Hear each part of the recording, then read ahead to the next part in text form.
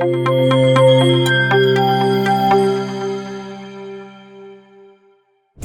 A business plan. Make a business plan আপনার স্টার্টআপকে কাঙ্ক্ষিত লক্ষ্যে পৌঁছে নিতে বিজনেস প্ল্যানের বিকল্প নেই। আপনি কিভাবে স্টার্টআপ শুরু করবেন, আপনার রিসোর্স কী কী আছে, আপনার জন্য চ্যালেঞ্জ কী কী আসতে পারে ও সুবিধাগুলো কী কী, এবং স্টার্টআপ সংক্রান্ত আরও নানান দিক বিবেচনায় এনে বিজনেস প্ল্যান করা হয়। এছাড়াও আপনার প্রজেক্টের ধরন কীরকম, স্থান কোথায়, বিনিয়োগ কেমন দরকার এবং অন্যান্য বিষয়গুলো তুলে ধরা হয় বিজনেস প্ল্যানে। তাই বুঝতেই পারছেন এই প্ল্যান আপনাকে আপনার স্টার্টআপের জন্য পরবর্তী পদক্ষেপ নেওয়ার ক্ষেত্রে কতটা সহায়ক হবে। এবার আসি আপনার স্টার্টআপের জন্য বিজনেস প্ল্যান কিভাবে তৈরি করবেন। অবশ্যই লিখিত আকারে তৈরি করবেন, খুব বেশি জটিল মনে করার কোনো কারণ নেই। আমি আপনাকে একদম ধাপে ধাপে বলে দিব কিভাবে বিজনেস প্ল্যান লিখবেন। 3টা ধাপে আপনার বিজনেস প্ল্যান লিখতে পারেন: mission and vision statement, executive summary and description, market overview, financial projection. Mission and vision statement. প্রথমে আপনার স্টার্টআপের ভিশন মিশন স্পষ্ট করে নির্ধারণ করতে হবে। আমরা অনেক সময় এই ভিশন আর মিশনের তফাৎটা ধরতে পারি না, দুটোকেই গুলিয়ে ফেলি।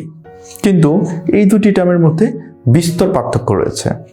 আপনার স্টার্টআপের মিশন স্টেটমেন্ট তৈরির জন্য প্রথমেই নিজেকে 2টি প্রশ্ন করে ফেলুন। What do we do, what makes us different. What do we do অর্থাৎ আপনার স্টার্টআপের পারপোজ কি, কাজগুলো কি কি হবে, কোন কোন অ্যাক্টিভিটিগুলো করা আবশ্যক এবং এর ইফেক্ট কি কি হতে পারে, এই বিষয়গুলো অবশ্যই উল্লেখ করবেন। হোয়াট মেক আস ডিফারেন্ট অর্থাৎ আমরা যে পারপোজ, টাস্ক, অ্যাক্টিভিটিগুলো নির্ধারণ করলাম এগুলো কিভাবে আপনার স্টার্টআপকে অন্যদের থেকে আলাদা হিসেবে মার্কেটে উপস্থাপন করবে, এই দিকগুলো উপস্থাপন করবেন। ভিশন স্টেটমেন্টের ক্ষেত্রেও আপনি নিজেকে 2টি প্রশ্ন করে ফেলুন। War do we want to go, what do we want to achieve. War do we want to go অর্থাৎ আগামী কয়েক বছরের মধ্যে আপনার স্টার্টআপটিকে আপনি কোথায় দেখতে চান।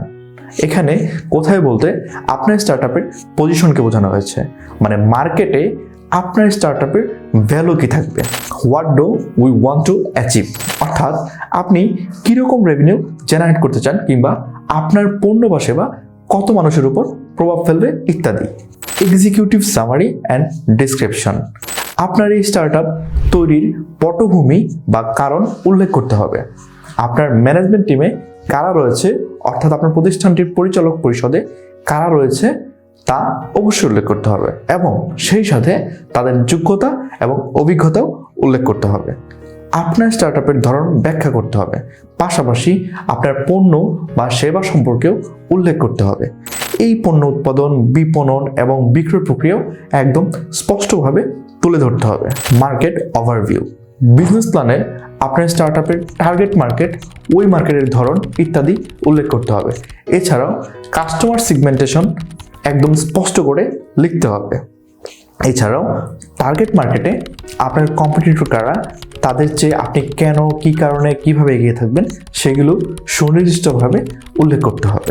ফাইন্যান্সিয়াল প্রজেকশন আইডিয়া আছে, টিম আছে, কিন্তু অর্থ কোথা থেকে আসবে তা জানা নেই, তাহলে কি আর স্টার্টআপ দাঁড়াবে? তাই আর্থিক ব্যাপারে সর্বোচ্চ গুরুত্ব দিতে হবে। আপনার স্টার্টআপে বিভিন্ন ব্যয়ের ক্ষেত্রসমূহ চিহ্নিত করতে হবে। এই ব্যয়ের মধ্যে অন্তর্ভুক্ত থাকতে পারে অপারেটিং ব্যয়, বিজ্ঞাপন, বিপণন বাবদ ব্যয়, কাঁচামাল ও মেশিনারিজ ক্রয় বাবদ ব্যয় ইত্যাদি। এছাড়াও আপনার কত টাকা ফান্ডে আছে আর কত টাকার ফান্ড প্রয়োজন, বিনিয়োগকারীরা ফান্ড দিলে তারা কি লাভ পাবে কিংবা কিভাবে পাবে, আর্থিক সংকট দেখা দিলে কি কি পদক্ষেপ নেওয়া হবে, এই সমস্ত কিছুর পূর্ব পরিকল্পনা করে রাখতে হবে আপনাকে। সুনির্দিষ্টভাবে এই বিষয়গুলো বিশ্লেষণের পর তা বিজনেস প্ল্যানে লিখতে হবে। এগুলো হচ্ছে একদমই বেসিক জিনিসপাতি। আপনি যখন বিজনেস প্ল্যান লিখতে বলবেন তখন দেখবেন আরও বিষয়াদিও মাথায় চলে আসছে, তখন ওই বিষয়াদি থেকে প্রয়োজনীয়গুলো অবশ্যই বিজনেস প্ল্যানে অন্তর্ভুক্ত করবেন। তবে সবচেয়ে গুরুত্বপূর্ণ বিষয়গুলো আলাদাভাবে চার্ট করে ফেলবেন। ওখান থেকে একটা ভালো আউটলাইন দাঁড় করাতে পারলেই বিজনেস ওকে। বিজনেস প্ল্যানটি দেখে যেন ইনভেস্টররা এটা দেখে ফান্ডিংয়ে আগ্রহী হয়, এমনভাবেই বিজনেস প্ল্যানটি তৈরি করবেন।